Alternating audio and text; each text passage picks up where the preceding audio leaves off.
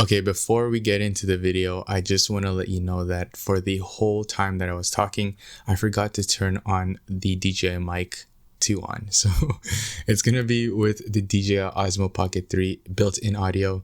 So I guess it's also going to be a test on what it sounds like, but just be prepared. It's not going to have the same quality of audio as my usual videos. This is the only time I'm going to be using the DJI mic in this video. So I apologize. Enjoy the video. Okay, so I don't really wear glasses, but these are blue light because I'm trying to wake up earlier for a marathon that I'm running in a few days. Actually, it's going to be this Sunday, so hopefully I do well on that. But right now we're going to be talking about the Osmo Pocket 3 and why I think this is the perfect vlogging camera for me, and why I should have gotten it sooner. So I've been using the EOS R5, which is a full-frame mirrorless camera from Canon, for the longest time now, for literally everything. I've been using it for photography, videography, for personal shoots, for client work, everything. I love it. It's a little bit big. It's really big actually, but I can't really complain with the image quality that you get. I've even vlogged with that, but to be honest, it's not the best, it's not the most subtle, it's huge, it's heavy, and that's the reason why I wanted this camera. It pretty much ticked all of the boxes that I wanted for a vlogging camera. So it's gotta be small, compact, lightweight. Those are pretty much essential for vlogging. You don't want to be like holding out a camera that's 3 pounds plus for long periods of time. And come on dude, it's a tiny camera with a 1-inch sensor and a gimbal. And it also shoots D-Log. Like, what more could you ask from it? Another reason is I wanted something smaller than the R5, but something that wouldn't necessarily compromise the image quality too much. Because of course, when you're downsizing, you're gonna be sacrificing image quality. And that's the main reason why I didn't get this thing sooner. I had the EOS R5, I had the G7X Mark II, I had my iPhone, dude. The iPhones are great.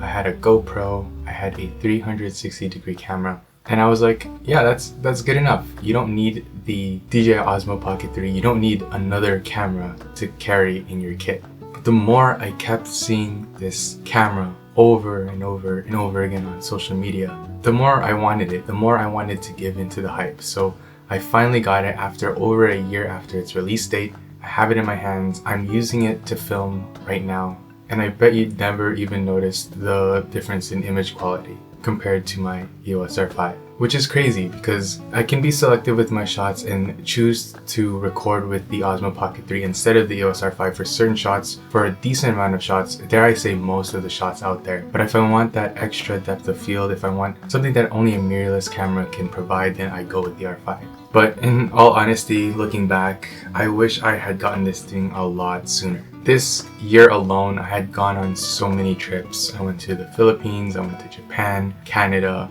I went all over the place. And I did document a decent amount, but I feel like I would have documented a whole lot more if I had the Osmo Pocket 3. That's okay though, it's better late than never, and I have a bunch of other trips planned out in the future, in the near future, so stick around for that. I've technically already done a first impressions video, but I'm gonna be sharing my first impressions again, just really quickly, really briefly about the Osmo Pocket 3. So as the title may suggest, this is the best vlogging camera.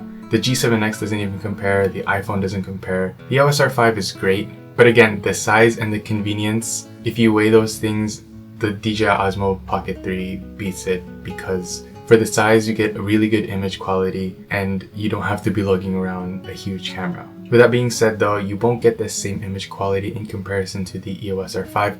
I'm pointing this way because my R5 is literally sitting across from me. Yeah, you can't get that shallow depth of field look with the Osmo Pocket 3 in the same way you're able to get with like a full frame mirrorless camera or any sort of mirrorless camera.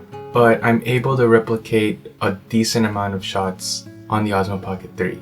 Like dude, this right here, my current setup is awesome. Like I technically don't even need the EOS R5 for talking heads anymore.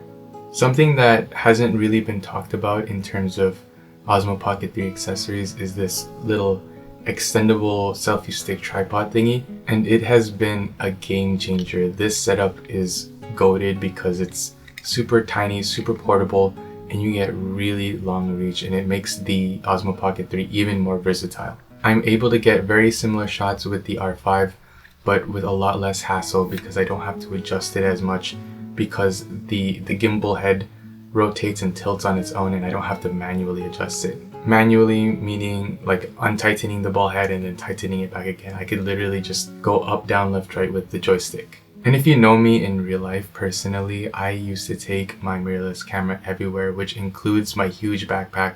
It's not really huge, but it weighed a lot. Now I can just bring the DJI Osmo Pocket 3, which literally fits in my pocket without compromising on image quality. Again, it's not going to replace 100% my R5, but for most shots, especially when vlogging, this is more than good enough. So other than those reasons, why is this thing perfect for me? Why do I say that? Well, this thing has saved me so much more time. It's so convenient, and in comparison to the, again, EOS R5, I'm comparing it because that is the camera that I use the most. It has saved me so much time because I don't have to spend the extra time setting up the tripod and adjusting my angles so that the image looks good. I can literally, I have the app right here running, just connect my Osmo to the app and adjust as needed like that, and it's that simple. From the app, I'm able to adjust everything, the settings, the ISO, the shutter speed, so any sort of like exposure thing.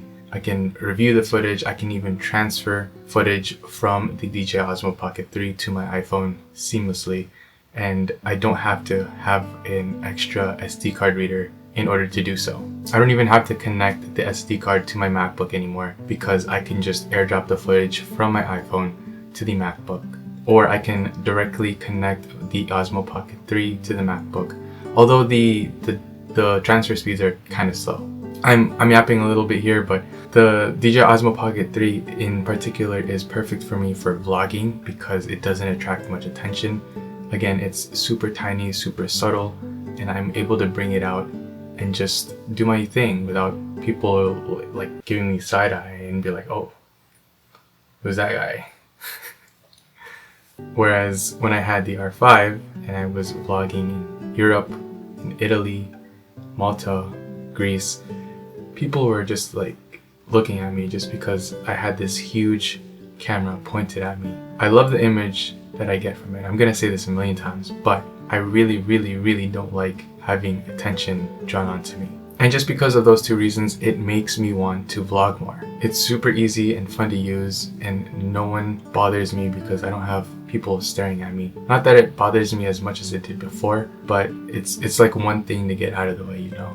And with those reasons in mind, you might be thinking to yourself, is it really perfect though? Well, no, there is no perfect camera. The best camera is the one that you have with you. And if I had to complain about something on the Osmo Pocket 3, it would be the lack of manual focus or true manual focus. You have different focus modes. You have single point, I believe, continuous, and then you have like some weird zone thingy that I don't use, but there is no manual focus. You can't have the focus set to a particular point and then turn it off so that it's set to that point. There's only like a single point focus where you can set it to an area, but then it'll always hunt. So that's the thing. You won't be able to get true professional quality shots like this with the Osmo Pocket 3 just because you'll see that little focus hunting depending on the shot.